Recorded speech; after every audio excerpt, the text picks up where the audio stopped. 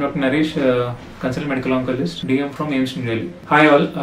Ivala will discuss about the topic.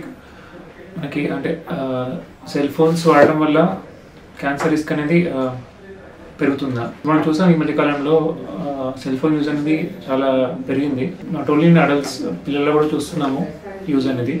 మనం ముందుగా cell phones and signals గురించి తెలుసుకుందాము. ఆ తర్వాత రిస్క్ అనేది పెరుగుతుంది చూద్దాము. మనం చూసినట్టయితే సెల్ ఫోన్ సిగ్నల్స్ అంటే రేడియో ఫ్రీక్వెన్సీ వేవ్స్ అంటారు. అవి మన సెల్ ఫోన్ టవర్ నుంచి వస్తూ ఉంటాయి.